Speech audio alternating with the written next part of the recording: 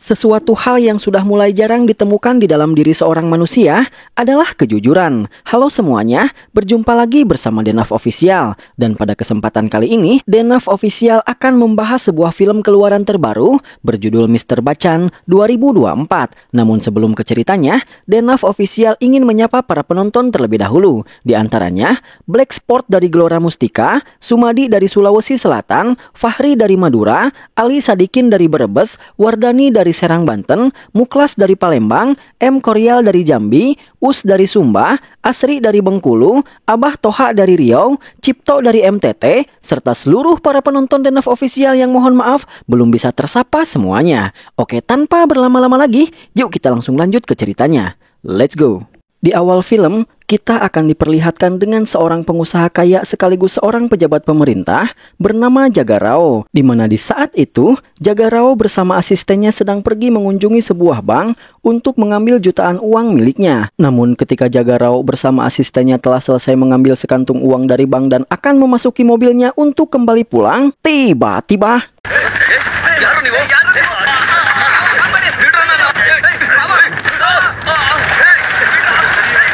tiba-tiba dia dirampok oleh sekawanan preman yang tergiur dengan sekantung uang yang dibawa oleh Jaga Rao. Namun ketika para preman tersebut sedang akan melarikan diri setelah melakukan perampokan tersebut, Tiba-tiba ada seorang pria culun yang menggunakan sebuah motor Vespa dan celana cutbray bernama Bachchan yang mengejar para preman perampok tersebut untuk menolong Jaga Rao. Dan setelah itu,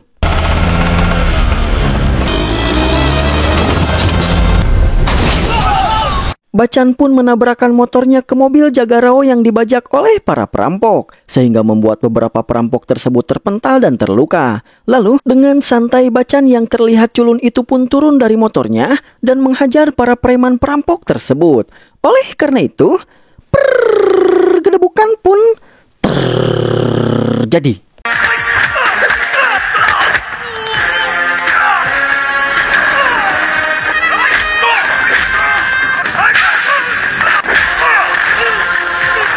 Sungguh di luar nurul, meski terlihat cupu dan culun, tapi ternyata kekuatan Bachchan bagaikan Samson Betawi yang berotot kawat dan bertulang besi. Sehingga, seorang diri dan tanpa kesulitan sama sekali, Bachchan pun berhasil mengalahkan semua preman tersebut. Melihat kehebatan Bachchan, Jaga Rao yang sedang mencarikan suami untuk putri tercintanya pun berniat untuk menjadikan Bachchan sebagai menantunya. Sehingga, ketika Bachchan selesai menghajar para preman tersebut lalu membawa kembali tas uang milik Jaga Rao dan mengembalikannya kepada Jaga Rao, setelah berterima kasih kepada Bachchan, Jaga Rao pun mengundang Bachchan beserta keluarganya untuk datang ke rumah Jaga Rao esok hari. Karena Jaga Rao berniat menjodohkan Bachchan dengan putri tercintanya. Mendengar itu, Bachchan pun terlihat sangat senang sehingga dia menerima tawaran Jaga Rao dengan senang hati.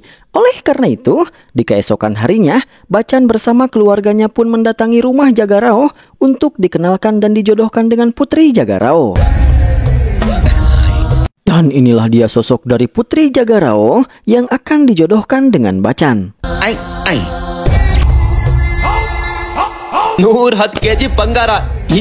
Singkat cerita, setelah acara penyambutan dan perkenalan selesai, dengan mengaku sebagai keluarga terhormat yang mempunyai bisnis dan kekayaan yang sangat besar, dengan sombong kakak perempuan Bachchan pun mewakili keluarganya dan mengatakan bahwa mereka hanya akan menerima perjodohan antara putri Jaga Rao dengan Bachchan jika keluarga Jaga Rao bisa memberikan Bachchan emas yang beratnya setara dengan berat badan putri Jaga Rao sebagai mas kawinnya. Mendengar itu, awalnya Jaga Rao pun merasa keberatan dengan syarat yang diberikan oleh keluarga Bachchan. Namun setelah Jaga Rao mengingat-ingat dan mempertimbangkan kembali, mengingat Bachchan yang merupakan laki-laki perkasa yang sangat jago gelut serta berasal dari keluarga kaya raya, Jaga Rao pun akhirnya menerima syarat yang diberikan oleh keluarga Bachchan. Oleh karena itu, dia pun segera mengeluarkan seluruh emas perhiasan yang dia punya untuk dipersembahkan sebagai mas kawin untuk Bachchan.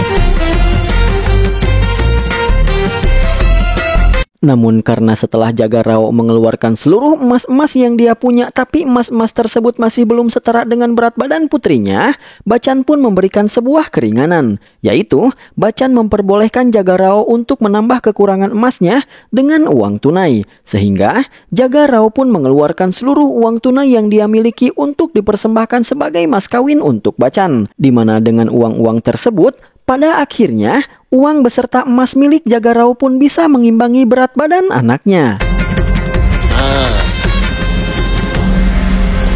Namun ketika Jaga Rao bersama keluarganya merasa sangat bahagia karena mereka telah bisa memenuhi mas kawin yang diminta oleh keluarga mempelai pria, alih-alih dilanjutkan dengan acara pertunangan lalu menentukan tanggal pernikahan, di dalam pertemuan tersebut, Jaga Rao bersama keluarganya pun harus dibuat sangat terkejut ketika Bachchan mengatakan bahwa dia akan menyita semua emas dan uang-uang tersebut dan akan memenjarakan Jaga Rao beserta keluarganya, karena uang-uang dan emas-emas tersebut merupakan harta Jaga Rao yang Jaga Rao dapatkan dari hasil penggelapan uang. Di mana ternyata si Bachchan ini merupakan seorang petugas pajak yang sedang menyamar dan menargetkan Jaga Rao. Dan tidak hanya itu, tapi seluruh anggota keluarga yang Bachchan bawa di dalam pertemuan ini ternyata semuanya juga merupakan petugas pajak yang menyamar dan berpura-pura menjadi keluarga Bachchan. Padahal mereka semua merupakan para bawahan Bachchan di kantornya. Sehingga dengan itu, seluruh uang gelap milik Jaga Rao pun berhasil Bachchan sita, dan Jaga Rao akan dijebloskan ke dalam penjara.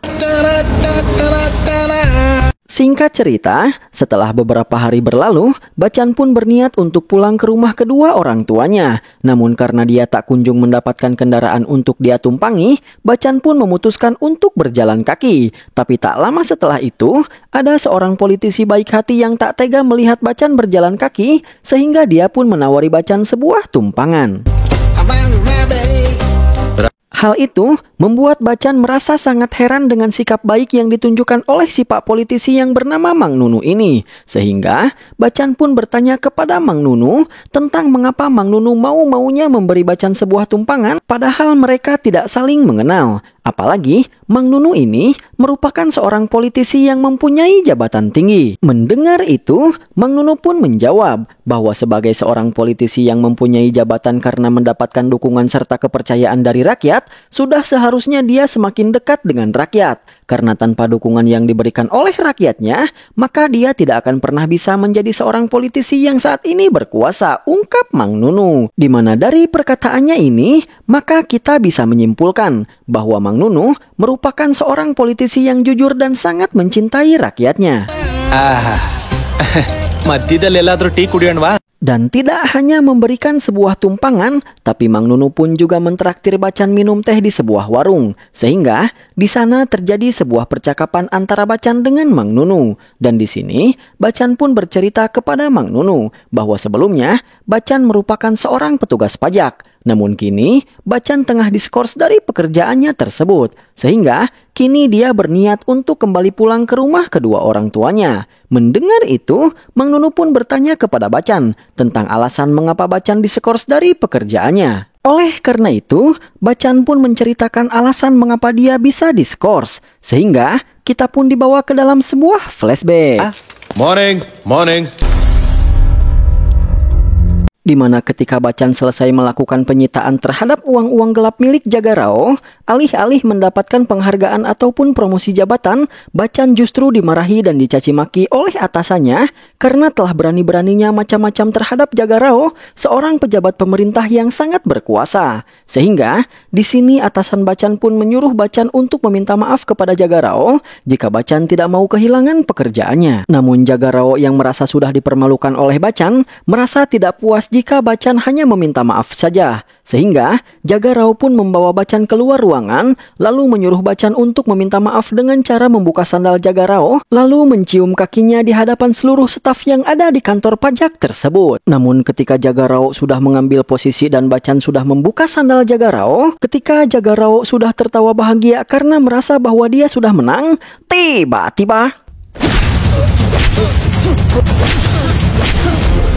Alih-alih meminta maaf karena takut kehilangan pekerjaannya, Bachchan justru lebih memilih kehilangan pekerjaannya demi mempertahankan prinsip dan karakternya sebagai seorang petugas jujur. Sehingga, alih-alih meminta maaf, Bachchan pun malah memukuli Jaga Rao dengan sandalnya sendiri. Dan tidak hanya Jaga Rao, tapi Bachchan juga memukuli atasannya sendiri. Setelah itu, dengan berani dan tanpa memperdulikan bahwa yang dihadapannya adalah atasannya serta seorang pejabat yang berkuasa, Bachchan pun mencaci maki mereka berdua atas ketidakjujuran mereka. ಚಪ್ಪಲಿಲಿ ಹೊಡೆಸ್ಕೊಂಡಿದ್ದಾನೆ ಅಂತಂದ್ರೆ ಅವನು power. Dan begitulah akhir dari cerita Bachchan yang membuat Mang Nunu tersenyum bangga dengan sikap jujur serta pendirian Bachchan yang teguh untuk mempertahankan prinsip dan karakternya. Sehingga di sana Mang Nunu pun mengatakan bahwa alasan terbesar mengapa negara mereka masih berjalan baik sampai hari ini itu adalah karena seorang petugas jujur seperti Bachchan. Mendengar itu, Bachchan pun menjawab bahwa hanya dengan petugas jujur saja itu tidak akan cukup. Karena negara ini juga membutuhkan seorang politisi yang tulus seperti Anda, ungkap Bachchan. Di mana setelah menyelesaikan obrolan mereka berdua pun melanjutkan perjalanan dan Bachchan akhirnya sampai di daerah Kotipali yang merupakan kampung halaman kedua orang tuanya. Thakur ಬಲ್ದೇವ್ ಸಿಂಗ್. बसंती देखो कौन आया. ಬಂದ್ಬಿಟ್ಯಾ ನನ್ ಮುದ್ದು Bachchan.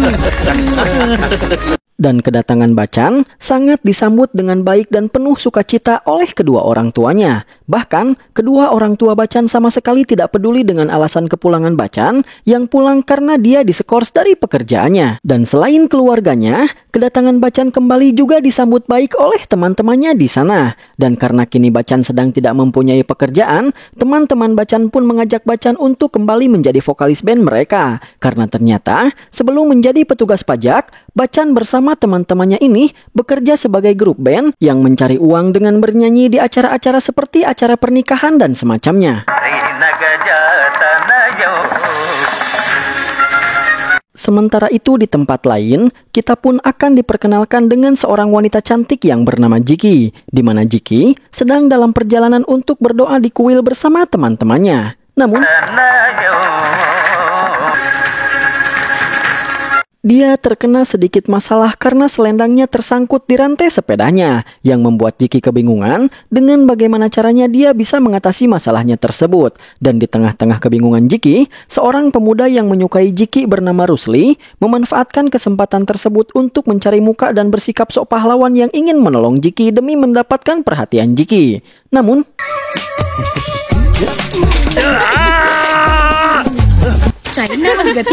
alih-alih menjadi pahlawan, Rusli justru kesulitan untuk melepaskan selendang Jiki dari rantai sepedanya. Dan di tengah-tengah kesulitan Rusli serta kebingungan Jiki, tiba-tiba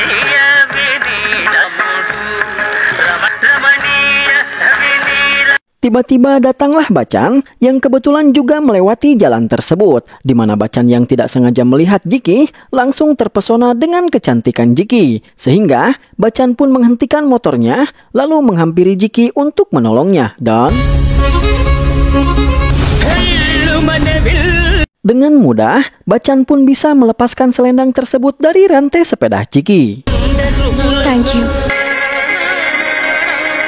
Setelah itu, Bachchan yang juga pergi ke kuil untuk berdoa membuatnya kembali bertemu dengan Jiki, sehingga Bachchan pun memanfaatkan momen tersebut untuk mendekati Jiki. Namun alih-alih tertarik dengan Bachchan, Jiki justru merasa risih dengan sikap yang ditunjukkan oleh Bachchan terhadap dirinya, sehingga di sana Jiki pun memberi teguran kepada Bachchan. Namun meski begitu, itu tidak membuat Bachchan patah semangat untuk terus mendekati Jiki. Dan Bachchan selalu memanfaatkan setiap momen untuk terus mendekati Jiki, meskipun Jiki tidak pernah merespon bahkan merasa risih dan jijik dengan sikap yang ditunjukkan oleh Bachchan untuk mendekatinya.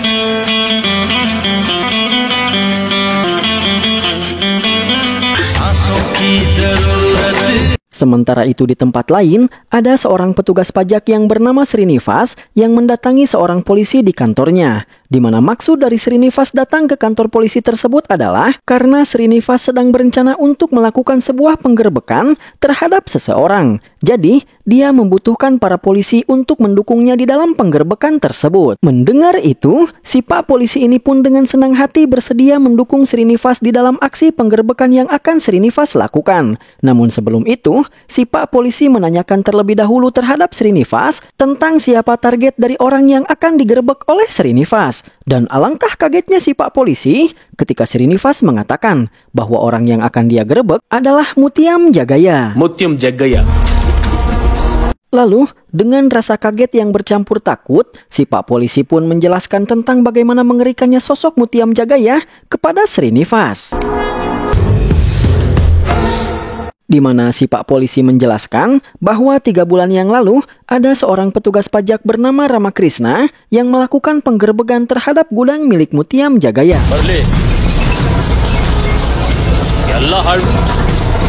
Namun atas kejujuran serta keberaniannya yang telah berani melakukan penggerbekan terhadap Jagaya, itu membuat Jagaya menjadi sangat marah. Sehingga dia pun menangkap Ramakrishna dan memberikan kematian yang begitu sangat mengerikan kepada Ramakrishna, di mana Jagaya menggeleng Ramakrishna menggunakan sebuah setum.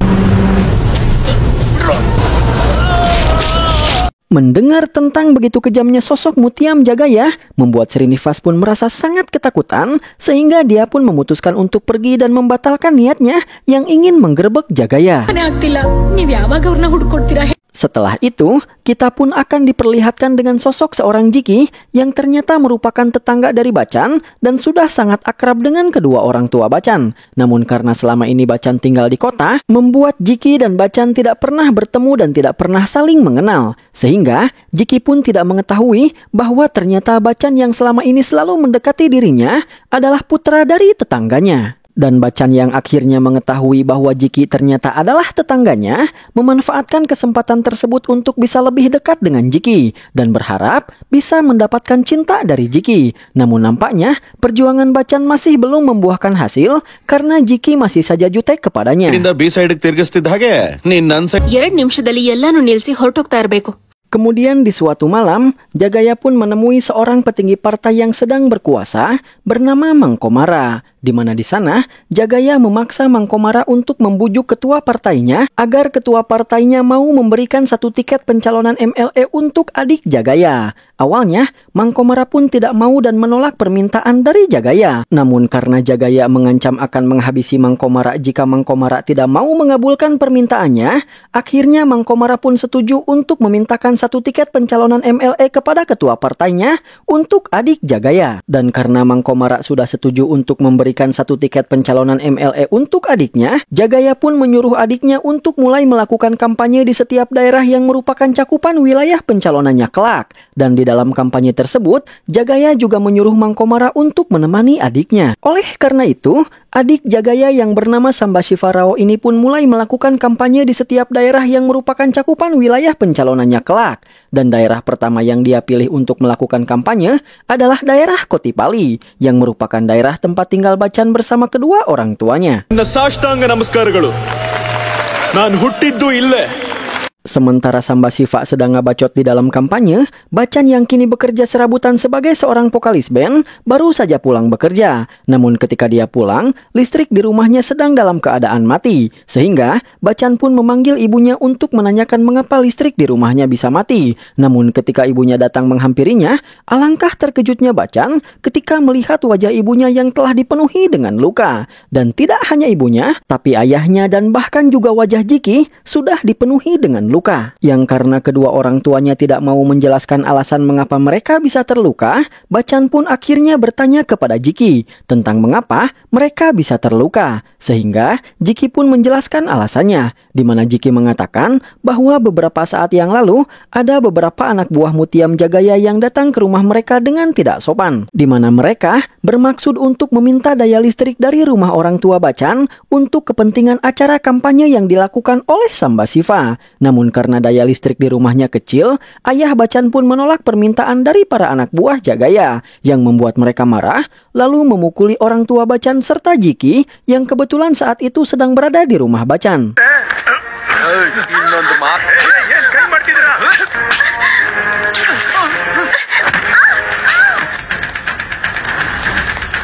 Mendengar itu, amarah Bacan pun menjadi naik sehingga dia pun menjadi sangat marah. Oleh karena itu, dengan penuh amarah Bacan pun berniat mendatangi acara kampanye yang sedang dilakukan oleh Sambasiva untuk membuat perhitungan. Sehingga ketika Sambasiva sedang ngabudah mengatakan janji-janji palsu di dalam kampanye tersebut,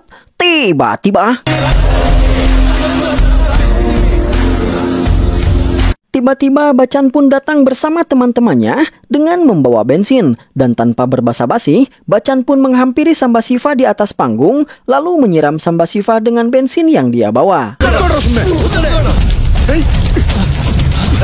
Di mana hal itu membuat Mang Komara serta semua orang merasa kaget karena setelah sekian lama, kini ada seorang pemuda yang berani melawan orang-orang Jagaya. Kemudian, setelah menjelaskan alasan mengapa dia melakukan itu kepada Sambasiva, Bacan pun menyuruh dan memaksa Sambasiva untuk meminta maaf kepada orang tuanya dan juga Jiki di depan semua orang. Jika tidak, maka dia akan melemparkan rokok yang dia pegang ke tubuh Sambasiva yang akan membuat tubuhnya terbakar. Oleh karena itu, karena tidak punya pilihan lain lagi, di depan semua orang Sambasiva pun meminta maaf kepada kedua orang tua Bacan dan juga Jiki.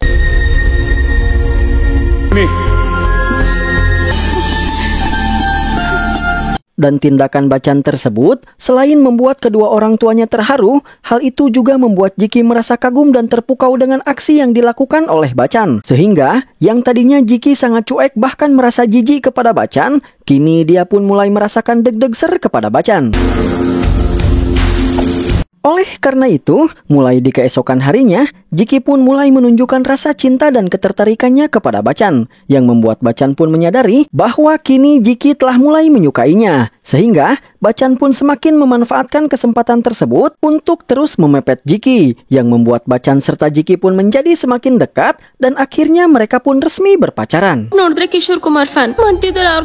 Namun ternyata, kisah cinta mereka tidak serta-merta langsung berjalan mulus begitu saja. Karena ternyata, ketika Pankaj mengetahui tentang hubungan antara Jiki anaknya dengan Bacan, dia menolak dan menentang hubungan tersebut. Semua itu dikarenakan karena Bacan yang merupakan seorang pengangguran. Sehingga, sebagai ayah yang baik, Pankaj merasa khawatir dengan bagaimana caranya Bacan akan menghidupi Jiki jika nanti mereka sudah menikah. Sementara Bacan sendiri merupakan seorang pengangguran. Namun di tengah-tengah obrolan mereka, tiba-tiba telepon di rumah tersebut berbunyi. Dan ketika Pankaj sang pemilik rumah mengangkat teleponnya, ternyata orang yang menelpon tersebut merupakan wakil komisaris dari Departemen Perpajakan yang bernama Mang Adang. Dan maksud dari panggilan telepon yang dilakukan oleh Mang Adang adalah Mang Adang ingin berbicara dengan Bacan untuk memberitahu Bacan bahwa skors yang diberikan kepada Bacan kini telah dicabut. Di mana hal itu membuat Pankaj kaget lalu memberikan teleponnya kepada Bacan. Kemudian Mang Adang berkata kepada Bacan bahwa skors yang diberikan kepadanya kini telah dicabut. Jadi, diharapkan Bacan bisa segera kembali ke kantor secepatnya untuk melanjutkan pekerjaannya. ನೀವೇ ಹೇಳಿ. Oleh karena itu, karena kini skors Bacan telah dicabut, artinya kini Bacan sudah bukan lagi seorang pengangguran. Sehingga, di sini Bacan pun menjadi lebih berani untuk meminta izin kepada Pankaj dengan sopan, agar dia diizinkan untuk menikahi Jiki. Di mana Bacan mengatakan, kau telah membesarkan putrimu dengan penuh cinta, dan aku akan menyayangi serta merawat putrimu seperti aku menyayangi dan merawat diriku sendiri. Aku mohon, izinkanlah kami untuk menikah, ungkap Bacan, yang juga dibantu oleh permohonan dari Jiki. Di mana dengan itu, kini sudah tidak ada alasan lagi bagi Pankaj untuk tidak merestui pernikahan Jiki dengan Bacan. Sehingga, Pankaj pun akhirnya memberikan izin dan restunya yang membuat semua orang berbahagia. Oleh karena itu, tanpa berlama-lama, Bacan dengan Jiki pun langsung bertunangan lalu menentukan tanggal pernikahan mereka. Oh ya, BTW, jika ada yang bertanya kenapa Mang Adang menelpon Bacan melalui telepon di rumah Pankaj, itu karena di rumah Bacan tidak ada telepon, dan Bacan serta keluarganya selalu meminjam telepon di rumah Pankaj jika mereka mau menggunakan telepon. Singkat cerita, setelah selesai melakukan tunangan dan menentukan tanggal pernikahan, Bacan pun pergi ke kantor perpajakan untuk menemui Adang. Dan di sana, Adang langsung memberikan ucapan selamat kepada Bacan. Karena selain skors yang diberikan kepada Bacan telah dicabut, kini Bacan juga akan dipromosikan untuk naik jabatan. Dan Bacan merupakan orang pertama sekaligus satu-satunya pekerja yang malah mendapatkan promosi jabatan setelah skorsnya dicabut. Dan setelah memberikan ucapan selamat, tanpa berbasa-basi Adang pun langsung menugaskan Bacan untuk kembali melakukan sebuah penggerbekan. Awalnya, Bacan merasa sedikit keberatan dengan tugas yang diberikan oleh Adang. Semua itu dikarenakan karena Bacan akan melangsungkan pernikahannya 4 hari lagi. Jadi, jika bisa Bacan meminta sedikit waktu untuk menikah terlebih dahulu sebelum melaksanakan penggerbekan tersebut. Namun karena Adang mengatakan bahwa tugas tersebut sangatlah urgen dan penting serta alasan mengapa skors yang diberikan kepada Bacan dicabut adalah karena Bacan harus melakukan tugas penting ini, Bacan pun akhirnya menerima tugas tersebut dengan lapang dada dan berjanji akan melakukan tugasnya dengan baik. Meski pada saat ini, identitas dari orang yang akan Bacan gerebek belum bisa diketahui. Dan Bacan juga bertekad untuk menyelesaikan penggerbekan tersebut sebelum waktu pernikahannya tiba. No problem, sir. ನನಗೆ ಕೆಲಸ ಇಂಪಾರ್ಟೆಂಟ್. ಹೆಸರಲ್ಲ. Sementara itu di kediamannya, Jagaya mendapatkan sebuah telepon dari Mang Komara yang meminta maaf kepada Jagaya, lalu mengatakan bahwa Mang Komara telah gagal membujuk ketua partainya sehingga kantor pusat partainya yang ada di Delhi tidak mau memberikan tiket pencalonan MLA kepada Sambasiva. Mendengar itu, sontak Jagaya pun menjadi sangat marah dan mengancam Mang Komara dengan mengatakan bahwa jika kantor pusat partai Mang Komara tidak mau memenuhi permintaan Jagaya, maka bersiaplah karena Jagaya pasti akan membakar kantor pusat partai Mang Komara. Mendengar itu, Mang Komara pun menjawab dengan mengatakan bahwa sepertinya Jagaya hanyalah orang yang hanya bisa mengancam tanpa bisa bertindak. Itu terbukti dengan tindakan Jagaya yang terus menebar ancaman, tapi bahkan Jagaya tidak bisa berbuat apapun saat adiknya akan dibakar oleh seorang pemuda saat adiknya sedang melakukan kampanye, ungkap Mang Komara yang membuat Jagaya semakin marah mendengar berita tersebut. Oleh karena itu, Jagaya pun langsung mencekik dan memarahi Sambasiva, lalu menanyakan tentang apa yang sebenarnya terjadi di acara kampanyenya tempo hari. Karena ternyata, Sambasiva yang takut kalau dia akan dimarahi oleh Jagaya karena dia tidak bisa melawan di saat dia dipermalukan oleh Bacan di depan semua orang, memilih merahasiakan kejadian tersebut dari Jagaya. Namun karena kini Jagaya sudah mengetahui kejadian tersebut, Sambasiva pun akhirnya menceritakan cerita kejadian tersebut kepada Jagaya dengan rinci.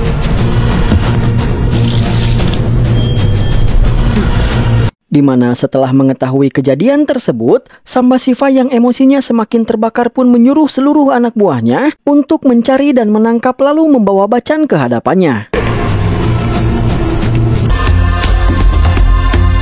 Namun setelah dicari ke seluruh penjuru kota, anak buah Jagaya hanya mampu mendapatkan informasi tentang identitas Bacan saja tanpa mampu menemukan keberadaan Bacan. Namun Jagaya tidak merasa puas hanya dengan mengetahui identitasnya saja dan menyuruh para anak buahnya untuk kembali mencari Bacan sampai dapat. Sementara itu, sebelum berangkat untuk melakukan aksi penggerbekannya, Bacan terlebih dahulu menemui Jiki yang sedang merenung bersedih karena mengkhawatirkan keselamatan Bacan. Dan Jiki takut kalau Bacan tidak akan pulang tepat waktu saat hari pernikahan mereka tiba. Namun Bacan meyakinkan Jiki dan menenangkannya, lalu mengatakan bahwa dia pasti akan pulang dan menyelesaikan tugasnya sebelum waktu pernikahan mereka tiba. Dan setelah itu, Bacan pun berangkat menuju kediaman orang yang akan ia gerebek. Kembali kepada Jagaya yang sedang menunggu para anak buahnya datang membawa Bacan. Di mana di sana, dengan penuh emosi Jagaya pun memarahi Sambasiva atas tindakan pengecutnya yang tidak berani melawan Bacan. Dan di tengah-tengah Jagaya yang sedang uring-uringan karena anak buahnya tidak kunjung bisa menemukan Bacan, tiba-tiba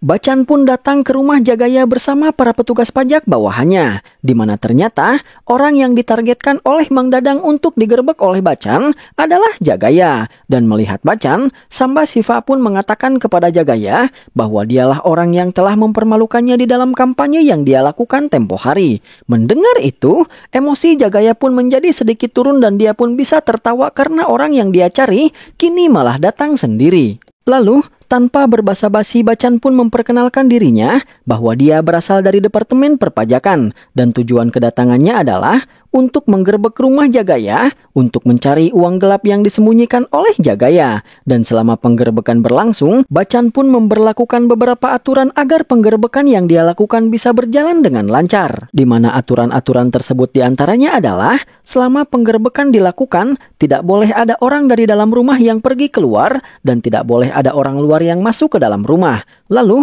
semua orang dilarang menggunakan telepon kecuali atas izin Bacan. Mendengar itu, Jagaya pun berniat mengancam Bacan untuk menurunkan mentalnya dengan mengatakan bahwa sebaiknya Bacan jangan macam-macam dengan dirinya. Karena Jagaya bukanlah orang biasa dan merupakan seseorang yang pernah 2 kali menduduki posisi sebagai MLA, bahkan 2 kali pernah menduduki jabatan sebagai menteri. Jadi, Jagaya pun menyarankan agar sebaiknya Bacan pulang saja dan jangan berani-beraninya berurusan dengan dirinya. Mendengar itu, bukannya takut, Bacan pun malah balik menyombongkan rekam jejaknya dengan mengatakan bahwa selama 5 tahun masa kerjanya, Bacan telah melakukan sebanyak 72 penggerebekan yang sukses, telah menyita miliaran rupiah uang hitam, dan telah memenjarakan 72 orang politisi korup sepertimu, ungkap Bacan dengan bangga. Dan setelah itu, Bacan pun mengajak semua bawahannya untuk segera melakukan penggerebekan di rumah tersebut. Sementara Jagaya yang tidak berhasil menakuti Bacan, tetap terlihat santai dan membiarkan Bacan serta yang lainnya melakukan apa yang ingin mereka lakukan.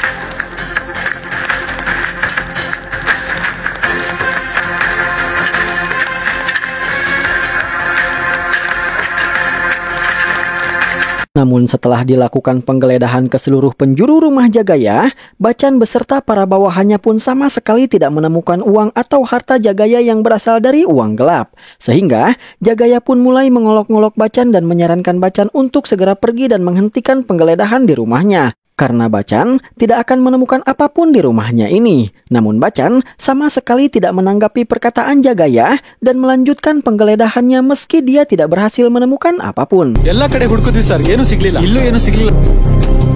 Sir, ಎಲ್ಲ ಕಡೆ Sampai akhirnya, Bacan dan seluruh bawahannya pun telah selesai menggeledah seluruh penjuru rumah Jagaya. Namun mereka tidak menemukan 1 sen pun harta Jagaya yang berasal dari uang gelap. Sehingga Jagaya pun kembali menghampiri Bacan dan mengolok-ngolok Bacan atas kegagalannya. Lalu, Jagaya pun memberikan saran kepada Bacan agar Bacan menelpon atasannya di kantor pajak, lalu mengatakan kepada atasannya itu bahwa dia tidak menemukan apapun di rumah Jagaya. Dan setelah itu, Jagaya pun menyuruh Bacan untuk meminta maaf kepadanya, lalu segeralah pergi dari rumahnya tersebut, ungkap Jagaya sambil memberikan sebuah telepon kepada Bacan. Oleh karena itu, Bacan pun mengikuti saran dari Jagaya untuk menelpon atasannya yaitu Adang. Namun ketika Jagaya tersenyum gembira karena dia merasa sudah menang, alangkah terkejutnya Jagaya ketika alih-alih mengatakan bahwa dia tidak menemukan apapun, Bacan justru malah mengatakan kepada Adang bahwa Bacan menemukan banyak sekali uang gelap serta perhiasan-perhiasan yang berasal dari uang gelap di rumah Jagaya. Dan karena saking banyaknya harta gelap tersebut, Bacan pun tidak mungkin bisa menyelesaikan penggeledahannya hari ini. Dan dia membutuhkan tambahan waktu, ungkap Bacan, yang membuat Jagaya serta adik-adiknya kaget dan marah dengan perkataan Bacan. Lalu, sambil tertawa jahat, Bacan pun mengatakan, meski dia belum menemukan apapun di rumah ini, tapi Bacan yakin kalau Jagaya memanglah menyimpan banyak uang gelap di sini. Dan keyakinan itu berasal dari perkataan Jagaya itu sendiri, di mana Bacan menjelaskan, jika kau memanglah orang jujur dan di rumahmu tidak ada uang gelap, maka sejak awal kau tidak akan menyuruh kami untuk buru-buru pergi dari rumahmu. Sebaliknya, kau akan mempersilahkan kami masuk dan memeriksa rumahmu. Dan jika kau memang orang jujur dan tidak ada uang gelap di rumahmu, kau tidak akan mengatakan bahwa kalian tidak akan menemukan apapun. Tapi kau pasti akan mengatakan bahwa tidak ada apapun di rumah ini, ungkap Bacan. Dan dari kata-kata yang diucapkan oleh Jagaya tersebut, Bacan menyimpulkan bahwa di rumah ini, Jagaya pasti menyembunyikan banyak uang gelap. Jadi, meski belum menemukan apapun, tapi Bacan tidak akan menyerah dan akan terus mencari uang-uang gelap tersebut, ungkap Bacan, yang membuat Jagaya naik pitam sehingga dia tidak bisa bersantai dan bersabar lagi dalam menghadapi Bacan. Sehingga Jagaya pun menyuruh para anak buahnya untuk menyerang dan mengusir Bacan secara paksa. Dan Bacan yang memang jago gelut sama sekali tidak merasa takut dengan hal itu, di mana Bacan dengan senang hati melayani semua anak buah Jagaya tersebut. Oleh karena itu, pergedebukan pun terjadi.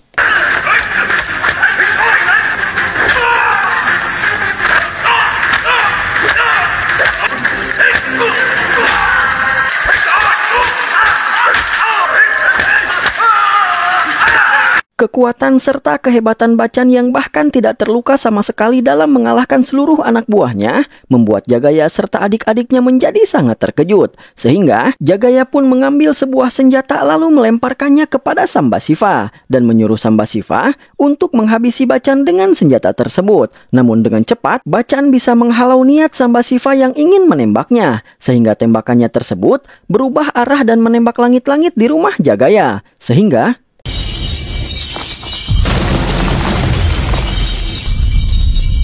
secara tidak sengaja tembakan itu pun membuat langit-langit rumah Jagaya berlubang, yang membuat emas-emas yang dia sembunyikan di langit-langit rumahnya berjatuhan. Sehingga dengan itu, akhirnya Bacan pun mengetahui bahwa Jagaya menyembunyikan uang-uang gelapnya tersebut di langit-langit rumahnya.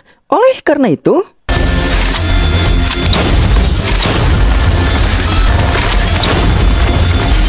dan dengan ditemukannya emas-emas yang berasal dari uang gelap tersebut, Bacan pun membalas Jagaya dan mulai mengolok-ngolok Jagaya. Setelah itu, Bacan pun menyuruh para bawahannya untuk membereskan dan menyita semua emas-emas tersebut. Lalu, karena merasa sudah tidak bisa menghentikan Bacan dalam menyita uang-uangnya baik dengan kecerdasan maupun dengan kekerasan, Jagaya pun menawarkan Bacan uang sogokan, asalkan Bacan tidak menyita uang-uangnya dan segera pergi dari rumahnya. Namun Bacan menolak tawaran Jagaya dan tidak mau menerima sebanyak apapun uang sogokan yang ditawarkan oleh Jagaya untuk dirinya. Karena jika dia bertindak tidak jujur dengan menghentikan penggerbekan hanya gara-gara uang sogokan, maka itu artinya Bacan sudah merugikan negara dan banyak orang miskin. Karena salah satu penyebab kemiskinan di negaranya itu disebabkan karena banyaknya politisi korup yang menggelapkan banyak uang negara demi kepentingan pribadinya. Dan oleh karena Bacan tidak bisa disogok, Jagaya pun merubah targetnya dan menghampiri para bawahan Bacan lalu menawarkan mereka uang yang banyak asalkan mereka mau menghentikan penggerbekan tersebut. Di mana hal itu membuat seluruh bawahan Bacan mulai tergiur sehingga mereka pun membujuk Bacan untuk mau menerima uang suap tersebut demi kesejahteraan mereka semua. ತಂಗಿ ಮದ್ವೆ ಮಾಡ್ಬೇಕು ಸರ್ 2 ಲಕ್ಷ ಇದೇ ಕೊನೆ ರೈಡ್ ಆಗಿರ್ಬೋದು sir next month ನಾನು ನಮ್ ತಂದೆ ಹೃದಯ ನಿಂತೋಗುತ್ತೆ ಅಂತ ಭಯ sir. Dan karena melihat seluruh bawahannya mulai goyah dan mulai tergoda dengan uang suap yang ditawarkan oleh Jagaya untuk bisa melanjutkan penggeledahannya, maka Bacan pun berpura-pura setuju dengan saran yang diberikan oleh para bawahannya dan berpura-pura kalau dia juga bersedia menerima suap. Namun Bacan mengatakan bahwa mereka baru menemukan sebagian uang gelap yang disembunyikan oleh Jagaya. Namun Jagaya sudah menawarkan uang suap yang begitu sangat besar kepada mereka. Jadi, bayangkan jika seandainya kita telah menemukan seluruh uang gelap yang disembunyikan oleh Jagaya, maka berapa banyak lagi uang sogokan yang akan Jagaya tawarkan kepada kita semua, ungkap Bacan. Jadi, untuk sementara waktu, kita sebaiknya berpura-pura menolak uang sogokan tersebut dan melanjutkan penggeledahan sampai kita menemukan seluruh uang gelap yang disembunyikan oleh Jagaya. Dan setelah itu, barulah kita akan meminta lebih banyak uang sogokan kepada Jagaya, lalu membatalkan penggerbekan tersebut, ungkap Bacan. Di mana saran dari Bacan tersebut langsung diterima oleh seluruh bawahannya sehingga mereka pun sepakat untuk berpura-pura menolak suap yang ditawarkan oleh Jagaya terlebih dahulu. Kemudian mereka akan melanjutkan penggeledahan sampai mereka menemukan seluruh uang gelap yang disembunyikan oleh Jagaya. Dan setelah itu, mereka akan meminta uang sogokan yang lebih banyak lagi kepada Jagaya jika Jagaya tidak mau uang-uangnya disita. Oleh karena itu, mereka pun menghampiri Jagaya dan mengatakan bahwa mereka tidak mau menerima suap yang ditawarkan oleh Jagaya. Dan mereka akan melanjutkan penggeledahannya. Sehingga penggeledahan pun kembali dilanjutkan. Officers, attack! Kemudian, ketika sedang berusaha mencari tempat lain yang mungkin digunakan oleh Jagaya untuk menyembunyikan uang-uang gelap miliknya, secara tidak sengaja Bacan bertemu dengan ibu dari Jagaya. Sehingga, di sana Bacan pun mengajak si ibu untuk mengobrol. Dan dari obrolan yang mereka lakukan, si ibu curhat kepada Bacan bahwa kini si ibu sedang merasa sangat bersedih karena anaknya yaitu Jagaya telah membangun sebuah tembok yang tinggi di halaman rumahnya itu, yang mana tembok tersebut telah menghalangi tempat kenangan si ibu dengan almarhum suaminya. Sehingga dengan adanya tembok tersebut membuat si ibu menjadi tidak bisa melihat tempat yang menjadi kenangan antara dirinya dengan almarhum suaminya lagi. Mendengar itu, Bacan pun merasa curiga dengan tembok tersebut. Sehingga Bacan pun menanyakan kepada si ibu tentang tembok mana yang dimaksud oleh si ibu. Dan ketika si ibu menunjukkan tembok yang dia maksud, tanpa berlama-lama, Bacan pun langsung menghancurkan tembok tersebut. Dan ternyata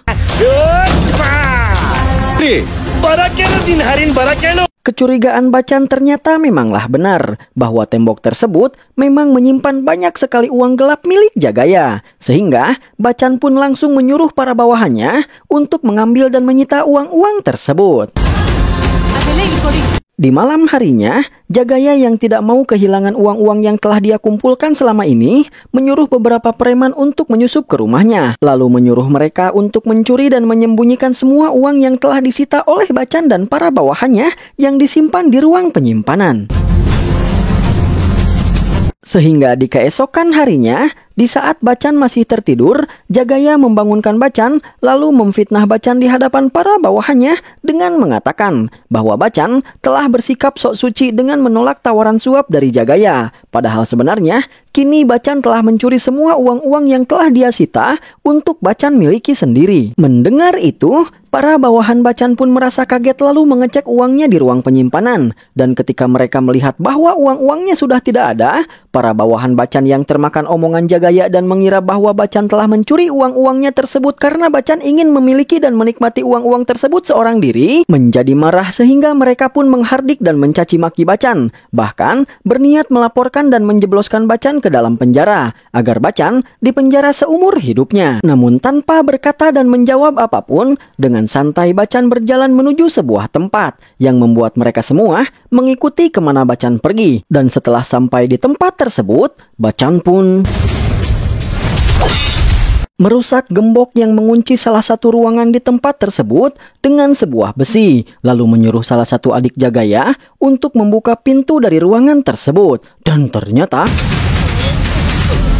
alangkah terkejutnya Jagaya serta adik-adiknya ketika mereka melihat bahwa di ruangan tersebut terdapat para preman yang Jagaya sewa untuk mencuri uang-uangnya tadi malam. Sehingga di sini kita pun dibawa ke dalam flashback Bacan, di mana ketika para preman suruhan Jagaya tersebut akan mencuri uang-uang Jagaya yang disita di ruang penyimpanan, tiba-tiba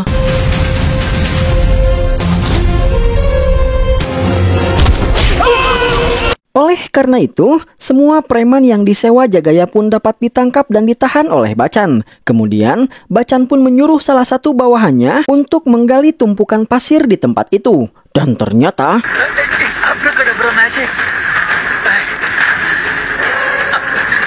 semua harta Jagaya yang disita masih ada dan semuanya masih aman. Dimana dengan itu, Bacan pun telah membuktikan kepada para bawahannya bahwa apa yang dituduhkan kepada Bacan yang mengatakan bahwa Bacan telah mencuri dan ingin menikmati semua uang Jagaya seorang diri adalah salah. Kemudian, dengan gagah berani Bacan pun menyuruh Jagaya untuk melepaskan para preman yang ditahan oleh Bacan, lalu mengajak mereka semua untuk bertarung. Dan jika mereka berhasil mengalahkan Bacan, maka Bacan mempersilahkan Jagaya jika dia ingin mengambil kembali uang-uangnya. Mendengar itu, adik Jagaya pun langsung melepaskan para preman-preman tersebut dan memberikan mereka semua sebuah senjata. Lalu, menyuruh mereka untuk menyerang dan menghajar Bacan. Oleh karena itu, gedebukan pun terjadi.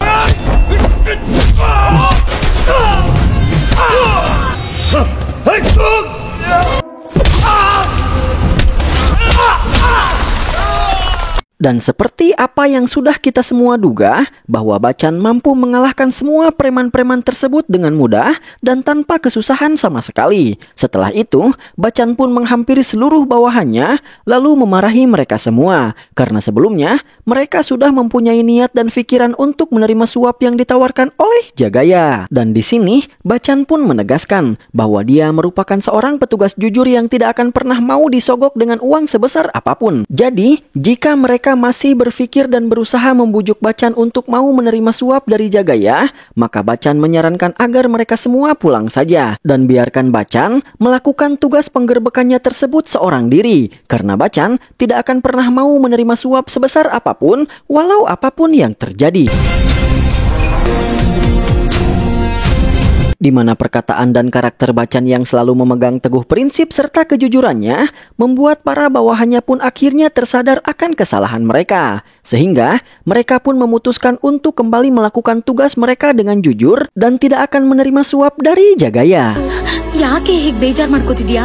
Sementara itu di kediamannya, Jiki sedang menangis bersedih karena dia merindukan Bacan. Dan kesedihan Jiki semakin bertambah ketika dia mengetahui bahwa orang yang sedang digerebek oleh Bacan adalah Mutiam Jagaya, orang yang paling berbahaya dan sangat ditakuti. Hal itu membuat Jiki menjadi semakin khawatir dengan keselamatan Bacan kekasihnya. Sehingga Jiki pun berlutut memohon kepada ayahnya agar ayahnya mau menghubungi Jagaya dan memintanya untuk tidak menyakiti Bacan. Karena mengingat Pankaj pernah menjadi pekerja Jagaya selama 30 tahun lamanya, membuat Jiki yakin kalau Jagaya pasti akan mendengarkan permohonan dari ayahnya. Namun mereka semua ditenangkan oleh ayah Bacan yang sangat yakin dengan kemampuan anaknya, di mana dia mengatakan kalau Jiki dan keluarganya tidak usah khawatir karena Bacan pasti akan menuntaskan tugasnya dengan baik dan akan pulang sebelum waktu pernikahan tiba, ungkap ayah Bacan.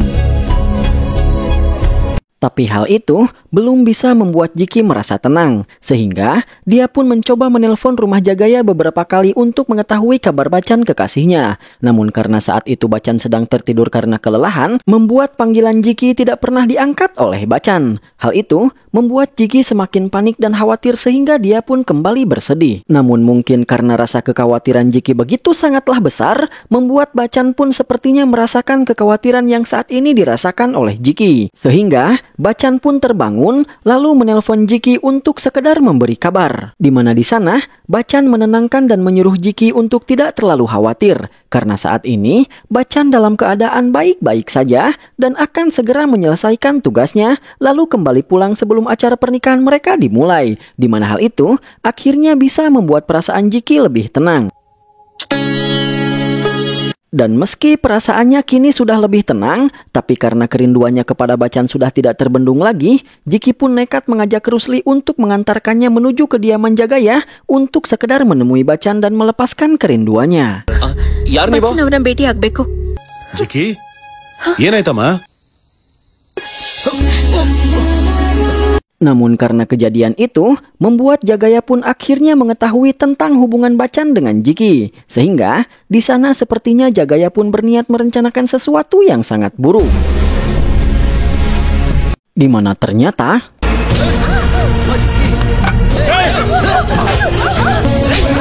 di keesokan harinya, Jagaya pun menyuruh beberapa anak buahnya yang ada di luar untuk menyerang dan menyandra Jiki serta keluarganya. Kemudian, para anak buah Jagaya pun menelpon kediaman Jagaya untuk memberitahu Bacan tentang penyerangan dan penyanderaan yang mereka lakukan terhadap Jiki dan keluarganya. Lalu, mereka pun mengancam Bacan untuk segera menghentikan penggerbekan yang sedang dia lakukan dan segera pergi dari kediaman Jagaya jika Bacan tidak ingin terjadi sesuatu terhadap Jiki dan keluarganya. Di mana hal itu membuat Bacan merasa sedikit bingung lalu berpikir dengan keras. Dan di sana, Bacan pun teringat terhadap sahabatnya yang merupakan juniornya di kantor Departemen Perpajakan. Sehingga, Bacan pun menelpon juniornya tersebut lalu meminta bantuannya untuk menyelamatkan Jiki dan keluarganya. Sehingga ketika para preman suruhan Jagaya sedang menyandra Jiki dan keluarganya, tiba-tiba ada seseorang yang mengetuk pintu rumah Jiki. Dan ketika si pimpinan preman ini menyuruh salah satu anggotanya untuk membukakan pintu, tiba-tiba tanpa berbasa-basi, sahabat sekaligus junior Bacan yang bernama Sidu ini pun langsung menyerang satu anggota preman yang membukakan pintu dan langsung masuk ke dalam rumah untuk menyelamatkan Jiki dan yang lainnya. Melihat itu, para preman yang lainnya pun mencoba menyerang dan menghentikan Sidu yang ingin menolong Jiki dan yang lainnya. Oleh karena itu, maka gedebukan pun terjadi.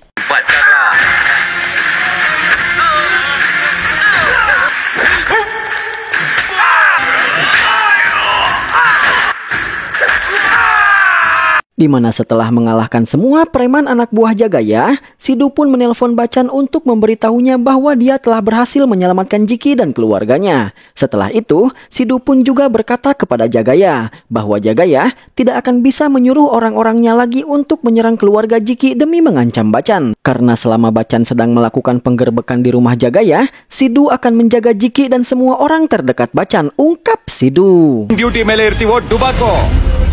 Di mana karena hal itu, untuk kesekian kalinya Jagaya pun harus kembali gagal untuk menghentikan Bachchan. Hal itu membuat kesabaran Jagaya menjadi habis sehingga dia pun mengancam Bachchan, di mana Jagaya mengatakan bahwa Bachchan bisa bertindak seenaknya itu adalah karena Jagaya yang dilarang keluar rumah oleh Bachchan, sehingga Jagaya tidak bisa menggunakan kekuasaannya untuk menghentikan Bachchan. Tetapi lihat saja, jika nanti aku sudah bisa keluar dari rumahku, maka aku akan menggunakan posisi dan kekuasaanku secara penuh dan akan kembali membuat perhitungan denganmu, ungkap Jagaya. Mendengar itu, Bachchan pun malah menantang Jagaya dengan mengatakan, jika kau memang mempunyai kekuasaan sebesar itu, maka silahkan kau keluar dari rumahmu sekarang, temui orang-orangmu, dan cobalah hentikan aku. Aku ingin melihat seberapa besar kekuasaanmu dan bagaimana caramu menghentikan aku, ungkap Bachchan. Oleh karena itu, tanpa berlama-lama, Jagaya pun langsung pergi dari rumahnya untuk meminta bantuan.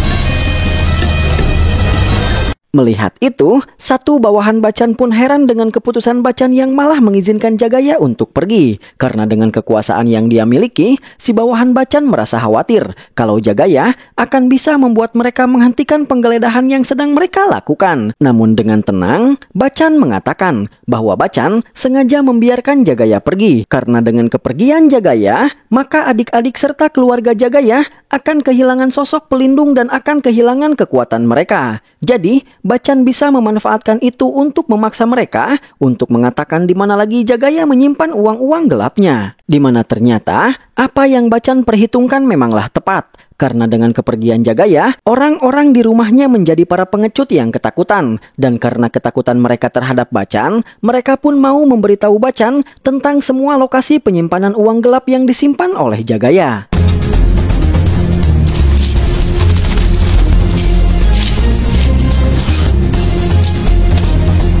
Sehingga dengan itu, Bachchan pun berhasil menemukan dan menyita seluruh uang gelap milik Jagaya. Sementara itu di tempat lain, apa yang Jagaya katakan tentang dia yang sangat berkuasa memang benar adanya. Itu terbukti ketika Jagaya menyuruh seorang CM atau ketua menteri untuk menghentikan Bachchan dari penggerebekan yang sedang Bachchan lakukan kepada Jagaya. Namun ketika si Pak CM tersebut menelpon Bachchan dan menyuruhnya untuk menghentikan penggerebekan tersebut, dengan berani Bachchan menolak permintaan CM dengan mengatakan, "Maaf Pak Menteri, bukannya aku tidak menghormati posisimu, tapi Departemen Perpajakan kami beroperasi di bawah wewenang pemerintahan pusat, sehingga tidak ada hak dan wewenang bagimu untuk menyuruh kami menghentikan penggerebekan ini," ungkap Bachchan dengan berani. ಮನ್ಸ್ ಮಾಡಿ Sehingga dengan itu, Jagaya pun kembali gagal dalam usahanya untuk menghentikan penggerebekan yang sedang dilakukan oleh Bachchan. Namun tidak menyerah sampai di situ, Jagaya pun langsung berangkat menuju Delhi, di mana di sana Jagaya pergi ke kantor presiden untuk menemui presiden atau perdana menteri India. Sehingga dari sini kita bisa menyimpulkan tentang betapa besar relasi dan kekuasaan Jagaya yang bahkan bisa menemui presiden, lalu menyuruh presiden untuk menghubungi Bachchan untuk menyuruh Bachchan menghentikan penggerbegan yang sedang dia lakukan. Dan karena kali ini yang memerintahkan Bachchan untuk menghentikan penyelidikannya adalah perdana menteri atau presiden itu sendiri, Bachchan pun akhirnya bersedia untuk menghentikan penggerbekannya saat itu juga. Namun dengan satu syarat, yaitu Bachchan meminta presiden untuk memberinya surat perintah secara resmi yang memerintahkan Bachchan untuk menghentikan penggerbekannya. Jika tidak, maka Bachchan tidak akan mau menghentikan penggerbekan yang sedang dia lakukan. Mendengar itu, Perdana Menteri atau Presiden pun kaget karena Bachchan begitu berani melawan perintahnya. Lalu, dia pun menjelaskan bahwa dia tidak bisa mengeluarkan perintah secara resmi dan meminta Bachchan secara pribadi sebagai seorang presiden untuk menghentikan penggerbekan yang sedang Bachchan lakukan. Mendengar itu, Bachchan pun menjawab bahwa tanpa surat resmi, meski permintaannya langsung dari seorang presiden, maka itu tetaplah perbuatan ilegal yang menentang hukum. Jadi, aku tidak bisa mengabulkan permintaanmu, ungkap Bachchan dengan berani. Dan karena Presiden India sendiri tidak bisa menolongnya, kini Jagaya pun sudah benar-benar kehilangan cara untuk menghentikan Bachchan. Sementara itu, Bachchan yang sudah menemukan seluruh kekayaan gelap milik Jagaya pun sudah selesai merapihkan, menyita, dan membuat catatan laporan terhadap seluruh kekayaan Jagaya yang dia sita. Sehingga, kini Bacan hanya tinggal menyelesaikan bagian akhir dari proses penyitaan yang dia lakukan, lalu mengangkut semua harta-harta tersebut ke kantor Departemen Perpajakan. Namun sambil menunggu bawahannya menyelesaikan segala sesuatunya, Bacan pun terlebih dahulu menelpon Jiki untuk mengabarkan bahwa dia sudah selesai dengan tugasnya dan akan segera pulang untuk menjalani proses pernikahan dengan Jiki. Dan singkat cerita, Jagaya yang telah gagal pun kembali pulang ke rumahnya dengan lemas dan penuh dengan kekecewaan, di mana dia langsung disambut oleh Bacan yang meminta tanda tangannya untuk menyelesaikan seluruh berkas laporan terkait penyitaan yang dia lakukan. Dan Jagaya langsung menandatangani berkas tersebut tanpa banyak protes.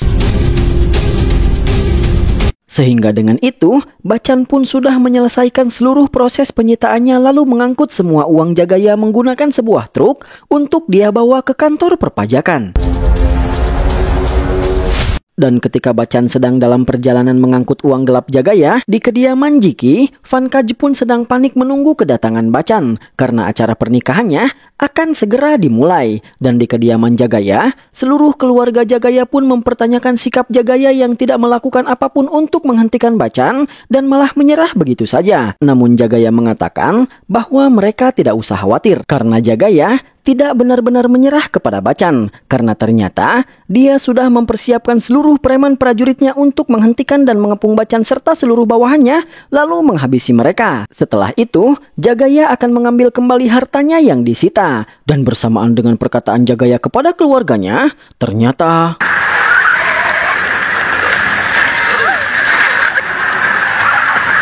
seluruh preman prajurit Jagaya pun sudah mulai beraksi untuk mengepung dan menyerang Bacan beserta para bawahannya.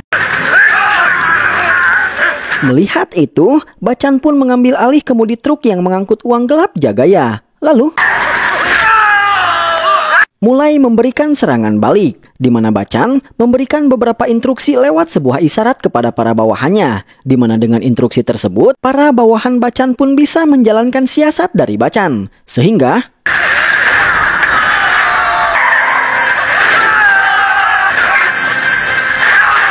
Bacan pun bisa menjatuhkan dan mengalahkan beberapa preman yang mengejarnya. Setelah itu, Bacan pun menyuruh seluruh bawahannya untuk pergi melarikan diri dan biarkan Bacan sendiri yang akan menangani para preman tersebut. Yang karena ada beberapa preman yang berhasil menaiki truk yang ditumpangi Bacan untuk mengambil harta Jagaya kembali, Bacan pun mengikatkan sebuah besi di pedal gas truk tersebut sehingga truknya tetap bisa melaju tanpa Bacan kemudikan. Setelah itu, Bacan naik ke atas truk untuk menghentikan para preman tersebut yang ingin mengambil kembali harta milik Jagaya. Oleh karena itu, pergedebukan pun terjadi.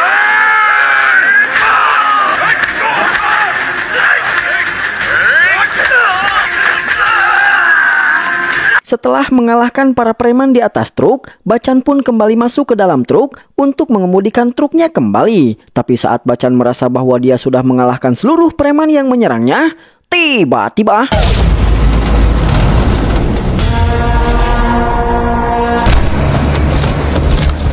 Bacan ditembak oleh Jagaya yang membuat Bacan terjatuh dari truknya. Kemudian, para preman anak buah Jagaya pun kembali berdatangan dan kembali menyerang Bacan yang sedang terluka karena tertembak dan terjatuh dari mobil.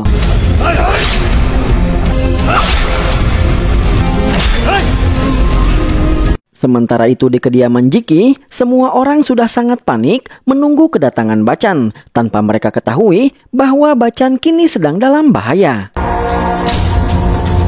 Setelah berhasil menjatuhkan Bacan, para preman itu pun membawa truk yang berisi harta Jagaya ke hadapan Jagaya. Setelah itu, Jagaya pun menyuruh semua prajuritnya untuk membawa dan membuka peti-peti yang berisi hartanya tersebut. Namun ketika para prajurit Jagaya membuka peti-peti tersebut, ternyata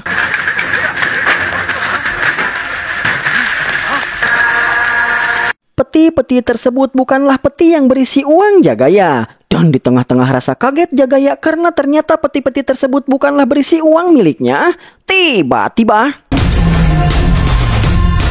Bacan pun kembali bangkit dan memasang senyuman penuh kemenangannya, di mana ternyata sebelumnya Bacan telah menukar truk yang mengangkut harta gelap milik Jagaya dengan truk lain untuk mengalihkan perhatian Jagaya, di mana ternyata truk yang berisi harta Jagaya sudah dibawa terlebih dahulu oleh para bawahan Bacan. Dan setelah itu, dengan santai Bacan pun berjalan ke arah Jagaya dan para anak buahnya. Dan para anak buah Jagaya langsung berlari untuk menyerang dan mengalahkan Bacan, lalu memaksanya untuk mengatakan di mana keberadaan harta gelap Jagaya. Namun tanpa rasa takut sedikit pun, Bacan pun meladeni mereka semua. Oleh karena itu, maka gedebukan pun terjadi.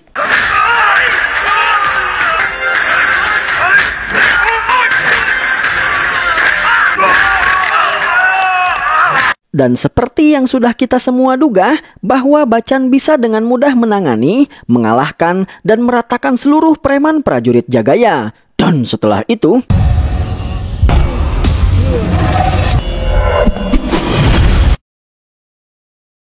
singkat cerita, para bawahan Bacan pun telah berhasil membawa seluruh harta sitaan Jagaya ke Departemen Perpajakan. Sementara Bacan juga akhirnya bisa datang ke acara pernikahannya tepat waktu, di mana kedatangan Bacan disambut dengan senyuman kebahagiaan dari semua orang. Terlebih Jiki yang sedari tadi sudah sangat khawatir dengan keselamatan Bacan, sehingga Jiki pun langsung berlari untuk memeluk menyambut kedatangan Bacan.